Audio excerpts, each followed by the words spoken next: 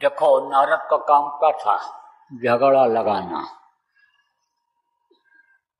तो एक गांव से जा रहे थे नारद, चलते रहते थे, लोगों की भलाई भी कर देते थे, लोगों का संदेश भी वहां पहुंचा देते थे। कहाँ? विष्णु भगवान के पास। कैसे पहुंचाते थे तो मनुष्य शरीर में ही, लेकिन अपने दिव्य दृष्टि के सहारे वो पहुंचाते थे। दो आंखें देखो ये बाहर है, और ये आंख अंदर जो जीवात्मा है ये शरीर को चलाती है उसमें है, तो वो उनकी खुली हुई थी। तो वो जब खुलती है तो ऊपर का सब दिखाई पड़ता है। आज आपको खुलने का तरीका बताऊंगा। सबके अंदर है, चाहे स्त्री हो चाहे पुरुष हो और चाहे बच्चा हो, सबके अंदर है वो आंख। तो उस आंख के सहारे चले जाते थे। तो कोई जब दुख तकलीफ कोई कुछ कहता था अपना, तो वो फरियाद वहां लगा देते थे, और जब फरियाद लगा देते थे तब वो उसके लिए कुछ वो बता देते थे। कौन? विष्णु भगवान। तो उस तरह का उपाय वो बता देते थे, उसको ठीक हो जाता था, वो ठीक हो जाता, तो भलाई भी करते थे। लेकिन उनका स्वभाव बन गया था। जैसे कुछ लोगों का स्वभाव बन जाता है, तो उनका स्वभाव बन गया था। देखो, कुछ आदमी ऐसे होते हैं स्वभाव बस कि ठोकर मारते हुए कोई चीज को चलते हैं। कोई चीज पड़ी है रास्ते में, रखी हुई है, अब रास्ता जाना है तो एक आदमी, शरीफ आदमी ऐसे निकल जाता है किनारे से, और जिसका स्वभाव बन गया मार करके तोड़ करके ही चला जाता है। कोई बर्तन रखा हो, कोई चीज रखा हो, तोड़ के ही चला जाता है। ऐसे कुछ औरतें होती हैं, म्या म्या म्या म्या जैसे बकरी बोलती है, ऐसे बोलती रहती, चिल्लाती रहती। तो अब आप ये समझो स्वभाव था उनका किसका? नारद का स्वभाव था। तो जा रहे थे गांव में से, तो लड़कों ने कहा, महाराज आपका बहुत बड़ा नाम है। बोले, कहना क्या चाहते हो बताओ, तारीफ तो मुंह पर कर रहे हो। बोले, कहना ये चाहता हूं कि हमारे गांव में एक सेठ और सेठानी रहते हैं, उनमें कभी झगड़ा नहीं होता है। आप अगर झगड़ा करा दो तो हम आपको, मान लें कि आप भगवान हो, लोग भगवान कहते हैं, सब बोले कि ठीक है करा देंगे, झगड़ा करा देंगे। तो सेठ चला गया, जब खा पी के सेठानी अकेले रह गई, तब घर में पहुंचे। अब उसने बैठाया, आओ आओ प्रभु, आओ आओ नारद भगवान आओ। बहुत सम्मान था उनका, इज्जत थी। फायदा करते थे लोगों का, उपाय बता देते थे जिससे लोगों के रोग में तकलीफ मिल जाती थी। लड़ाई झगड़ा आप समझो, जो ये समस्याएं हैं उसको भी सुलझने का उपाय सब उनको मालूम था, लेकिन स्वभाव बस वो ये लड़ाई झगड़ा करा भी देते थे। तो गए तो कहे, देखो सेठ तुम्हारा ध्यान नहीं रखता है सेठानी, उसको तो है पैसा, है पैसा, है पैसा रहता है उसको, सुबह निकल जाता है और रात को देर से आता है, तुमसे हाल भी नहीं पूछता, कोई ध्यान नहीं रखता है। अरे बोले, नहीं प्रभु आपके मुंह से ये शोभा नहीं देती है, वो तो मेरे पति नहीं, मेरे परमेश्वर हैं, भगवान हैं, वो मेरा बड़ा ध्यान रखते हैं। अब ये सोचने लगे, भाई कोई असर पड़ेगा नहीं इसके ऊपर, तो कोई ऐसा तीर छोड़ो जो खाली न जाए, अमोघ बाण छोड़ो। वह मुंह से बाण छोड़ के चले गए। एक तो तीर धनुष से छूटती है और एक मुंह से तीर छूट जाती है। तो कहते हैं कि धनुष से छूटी हुई तीर फिर वापस नहीं आती है, ऐसा मुंह से निकली हुई बात को आप ये समझो कि फिर कोई वापस नहीं ला सकता है। इसीलिए बिना विचारे जो करे सो पीछे पछताए, काम बिगाड़े आपनो जग में करे हंसाए। सोच विचार के बोलना चाहिए कोई बात। तो अब आप समझो कि बोले अब अमोघ बाण छोड़ दिया जाए, तो बोले कुछ भी हो, देखो हम आज बैठेंगे नहीं तुम्हारे यहाँ, हमको जल्दी है, हम तो इधर से निकल रहे थे, बोले सेठानी से मिलते हुए चले, कुछ भी हो, लेकिन है तो वो नमक का व्यापारी पिछले जन्म का, उसका पूरा शरीर नमकीन है, दिल दिमाग सब नमकीन है, खारा है, खारा। और तुझको न विश्वास हो तो आज रात को जब सो जाए खा पी करके चाट करके देख लेना। कह करके निकल गए। अब वहां पहुंचे सेठ जी के यहाँ गद्दी पर। बोले क्या नाम है सेठ आपका, क्या संपत्ति आपने बनाया। जो देखो वही सेठ को अच्छा कहने लग गया, और सेठ को तो कहता हमारे सेठ वही हैं। मेहनत आप बहुत करते हो, लेकिन आपका ध्यान आपके सेठानी नहीं रखती है। वो तो आपको ज्यादा से ज्यादा 2 पराठा बना करके दे देती होगी, और जब चले आते हो तब छुन्न मुन्न करती है, तब खीर पकवान बनाती है, खाती है। बोले नहीं नहीं, ऐसा तो कुछ नहीं, ऐसी बात तो न कहो प्रभु, वो तो हमारी लक्ष्मी है घर की, जब से आई तब से दिन दूना रात चौगुना तरक्की हो रही है। वैसी ये औरत कहाँ मिलेगी किसी को, तो लक्ष्मी है हमारे घर। बोलो देखो हमारे पास ज्यादा टाइम नहीं है, अब देखो फेल हो रहे हैं ये। फिर बोले यहाँ भी कुछ सूरज छोड़ के ही जाना ठीक है। कहे हमारे पास ज्यादा टाइम नहीं, आज हम कुछ पानी पत्ता नहीं पिएंगे, लेकिन एक चीज तुमको बता के जा रहे हैं कि ये पिछले जन्म की कुतिया है, कुतिया। जब तुम सो जाते हो तुम्हारा बदन चाटती है, और नहीं है तो आज देख लेना जाने के बाद। अब ये दोनों अपने अपने मन में सोच लिए कि लाओ आज जो नारद प्रभु पता करके गए हैं उसको करके देखा जाए। तो खा पी करके जब सोने लगा, और ऐसे नाटक किया सेठ ने, हर घर बुलाया नाक 2 एक बार। तो सेठानी ने कहा चाट करके देख लें, खारा है कि नहीं है, नमकीन है कि नहीं है। और जैसे चाटा तैसे दिया चाटा सेठ ने गाल पे सेठानी के। कहा कुतिया कहीं की, उसने कहा दुनिया कहीं का सगा कुतिया। हो गया झगड़ा। ओ लड़के खुश हो गए, बजाय ताली झगड़ा हो रहा है, झगड़ा हो रहा है। फिर जा रहे थे, फिर लड़के पकड़े। बोले प्रभु हमारे ही गांव में एक सेठ और सेठानी रहते हैं, एक सास और बहू रहती हैं, उनमें तो कभी झगड़ा नहीं, और किसी को उम्मीद भी नहीं है कि उनमें कभी झगड़ा हो जाए। उनमें करा दो तो आपके हम लोग पूजा करने लग जाएं। बोले अच्छा चलो कराते हैं। तो देखा उन्होंने वही अंदर वाली आंख से कि बहू नीचे खड़ी हुई है, नशैनी पकड़े है, सीढ़ी जिसको कहते हैं, और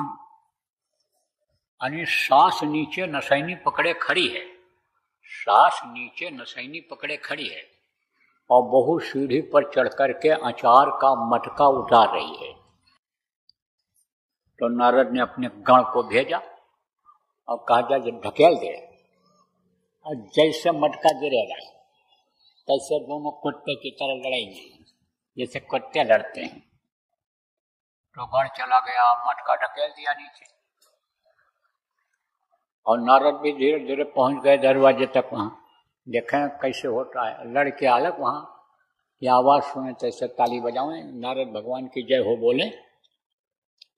तो वहां जब पहुंचे नारद तो दरवाजे खड़े हैं। तो क्या देख रहे हैं कि मटका जैसे गिरा तैसे बहू उतर करके आई, और सास का पैर छुआ और हाथ जोड़ करके खड़ी हो गई कि माँ मेरे से गलती हो गई, मैं मटका आपको पकड़ा नहीं पाई, मेरे से गलती हो गई, मैं आपको मटका पकड़ा नहीं पाई। और सास क्या कहती है, बच्ची तेरे से गलती नहीं हुई, बेटा तेरे से गलती नहीं हुई, गलती तो मेरे से हो गई, मैं मटके को पकड़ नहीं पाई, मैं क्या करूं, मेरा हाथ कांप गया, मैं तो बुढ़िया हो गई, अब ताकत नहीं लगती है, बच्ची तेरी गलती नहीं मेरी गलती है। अब अपनी अपनी गलती दोनों महसूस कर रहे हैं, नारद खड़े देख रहे हैं। कह रहे हैं अब कौन सा मंत्र मारूं, अब कौन सी विद्या श्लोक पढ़ूं कि इनमें झगड़ा हो जाए। नारद बीच में आकर खड़े हो गए, बोले न तो उनसे गलती हुई और न इनसे गलती हुई, गलती तो मेरे से हो गई कि दो देवियों के बीच में मैं पड़ गया। आप तो दोनों देवी हो, आपके अंदर सहनशीलता है, आपके अंदर क्षमा की भावना है, आप देवी हो, पूज्य तो आप हो। मैंने आप में झगड़ा लगाने की कोशिश किया तो दोषी तो मैं हूं। अब आप सोचो कि अगर सास कुछ बोल दे और बहू चुप हो जाए, और बहू कुछ बोल दे सास चुप हो जाए, भाई कुछ बोल दे भाई चुप हो जाए, अपनी अपनी गलती बाप बेटा मान ले, तो झगड़ा होगा? एक दूसरे के खून के प्यासे होंगे? नहीं होंगे। लेकिन अगर ऐसा साथ मिल गया कि जो बराबर उकसाता रहे, तो ये नहीं सोचना चाहिए कि ये जो हमारे भाई भाई में प्रेम, हमारे भाई भाई के प्रेम को खत्म कर दे रहा है, यह औरत हमारे सास और बहू के प्रेम को खत्म कर दे रही है, यह हमारी दोस्त है, वो बच्चियों तुम्हारी दुश्मन है। अब ऐसा साथ पड़ गया किसका? कैकेयी का। किसका साथ पड़ गया? मंथरा का। मंथरा उसकी दासी थी, उसे न दिमाग खराब कर दिया। किसका दिमाग खराब किया? कैकेयी का। और उसने राम को वनवास करने का वरदान मांग लिया। राजा दशरथ से कहा कि भरत को राजगद्दी दीजिए, इनको वन भेज दीजिए, जंगल भेज दीजिए। राम को ज्यादा मानती थी कैकेयी, भरत को उतना नहीं, अपने बेटे को, राम को अपना बेटा कहती थी। लेकिन बच्चियों साथ गलत पड़ गया। आप जो लोग बैठे हो समझ लो, साथ गलत अगर पड़ गया आपके बच्चों का, बच्चियों का, तो फिर उनका संभलना मुश्किल हो जाएगा। ये व्यवहारिक बातें सब बता रहा हूं जो आपके जीवन में काम आने वाला है। तो आप ये समझो प्रेमियों कि राजा दशरथ ने हुक्म दिया कि तुम जंगल चले जाओ। तो जमीन जायदाद के लिए आज लड़ जा रहे हैं, भाई भाई के खून का प्यासा हो रहा है। और देखो भाई को राजगद्दी देने के लिए पिता के आदेश का उन्होंने पालन कर लिया। जो पिता के आदेश का पालन करना चाहिए, रघुकुल की मर्यादा चली आ रही थी, उसका उन्होंने जब पालन किया तो उनको लोग मर्यादा पुरुषोत्तम राम कहने लग गए। तो जंगल गए, छोटे छोटे लोगों को इकट्ठा किया, बंदर और भालू, और गुरु ने जो शक्ति ताकत दी थी उनके अंदर उन्होंने भरा। और उस ताकत से, गुरु की शक्ति से आप ये समझो कि रावण का विनाश किया। और विनाश करके जब वापस अयोध्या आए और उसी शिक्षा के अनुसार प्रजा का पालन करने लग गए, तब ये जो प्रकृति है, कुदरत जिसको कहते हो, कुदरत में क्या चीजें आती हैं, जैसे पहाड़ है, पेड़ है, पौधे हैं, जैसे ये पानी है, आकाश है, धरती है, ये सब साथ देने लग जाते हैं। देखो धरती में उपज कम होती है और कभी कभी उपज बहुत हो जाती है, कचो उपजाऊ शक्ति बहुत बढ़ गई। गुरु महाराज की दया हुई लोगों के ऊपर, और ऐसे खाद पानी डाला लोगों ने, सिंचाई भी किया, खाद भी डाला। और गरीब आदमी जो खाद डालने का पैसा था उसको भाड़ा किराया दे करके और गुरु महाराज के कार्यक्रमों में चला गया। सोच ही रहा था कि भाई हम कैसे खाद पानी डाल पाएंगे, हमारी फसल कम होगी। गुरु महाराज ने सत्संग में फरमा दिया कि देखो प्रेमियों, तुमको चिंता फिक्र करने की जरूरत नहीं है। जो माँ के स्तन में दूध भर देता है पैदा होने के पहले, परवरिश वो करता है, देता वो है, खिलाता वो है, उस पर विश्वास करो, तुमको वो प्रभु देगा। और मत डालना खाद, ले जाना यहाँ की मिट्टी उठा करके और बिखेर देना, अपने खेत में बुआई कर देना और देख लेना उससे ज्यादा होता है कि नहीं बगल वाले से जो खाद पानी लगाता है। और देख लिया लोगों ने। यही गोंडा जिला उत्तर प्रदेश, वहाँ पर एक उतरौला तहसील है, रेहरा बाजार है, उसके आगे एक आदमी सत्संगी, गरीब आदमी, 1 बीघा जमीन, कच्चा बीघा, 1 एकड़ में 5 बीघा होता, कच्चा 1 बीघा जमीन उसके पास, उसमें टूअर बोए हुए था और बाकी लोगों के बहुत टूअर थे वहां। अब कैसा संयोग बना कि आग लग गई उसमें, खलिहान में। खलिहान किसको कहते हैं? जहां से अनाज ले आते हैं फिर निकालते हैं, तो इकट्ठे सबका रखा था। अब वहां कैसे आग लगी ये तो उसी को नहीं पता था। और सब लोग अपना अपना बुझावें, वो कड़ा हाथ जोड़ करके कहे गुरु महाराज इतना ही है, इतना ही है, हमारे पास बर्तन भी नहीं, हम कहाँ पानी से इसको भिगो पाएंगे, कहाँ अपना अपना सब बुझाने में लगे हैं। कहते हैं, कहावत है ना, जो सबकी दाढ़ी में आग लगती है तो अपनी अपनी बुझाते हैं। ऐसे ही जब आंधी आफत आती है तब अपनी जान लोग बचाते हैं, तो अपना अपना बुझाने में लगे हुए थे। अब वो कह रहा है कि गुरु महाराज हमारे इतने है, गुरु महाराज हमारे इतने ही है। देखो गुरु की दया कैसे होती है। गांव के सीधे साधे लोग, आपको बताता हूँ बच्चियों, कैसी दया होती है। लोग कह रहे हैं अरे तू बुझा, नहीं तेरे पानी लाने का बर्तन है तो तू मिट्टी हो उस पर डाल, तेरा बीज तो लौट आएगा। कहता आप गुरु ही हमारी रक्षा करेंगे, गुरु ही हमको देंगे। अब देखो कैसे दया होती है। सब लोगों का जल गया और उसने भी कहा हमारा जल गया। बाकी लोग जब एकदम से ठंडी हो गई आए तब गए वहां, ऐसे हाथ पर रगड़े फली को, तो क्या निकला? राख। और वो जब फली को रगड़ा तो देखा दाना निकल रहा है। कैसा दाना? भुना हुआ दाना। ये जो तुअर दाल है, इसको जब भून करके दाल बनाते हैं तुअर को, दाने को, तब वो और ज्यादा स्वादिष्ट लगता है, बहुत स्वादिष्ट लगता है। तो उसको भूनना भी नहीं पड़ा और वो भुना भुनाया दाल उसका बन गया, भुनी हुई फली का दाने का दाल बन गया। ऐसे दया होती है। तो ये धरती देती है, नियत से बरकत होती है। देखो नियत ही लोगों की खराब हो रही है। आप समझो कि 1 कमाता था 10 खाते थे, अब 10 कमाते हैं तो भी नहीं पूरा पड़ता है। हाय हत्या लगी हुई है। कोई सुखी है जिसको कहते हो बहुत बढ़िया खाते हैं, अच्छे गाड़ी घोड़ा पर चलते हैं, बढ़िया घर बना हुआ है, बड़ी आमदनी हो रही होगी इनकी, ये चेन्नई में है, बेंगलोर में है, ये बम्बई में है, कलकत्ता में है, ये तो सेठ बने होंगे। लेकिन यहाँ से अगर जाओ सेठ जी से अपने मिलने के लिए गांव वाले से, तो देखोगे जब थाली आती है खाने की तो उसी में औरतें गोलियां रख देती हैं। किसकी गोली रख देती हैं? खाना हजम करने की गोली रख देती हैं।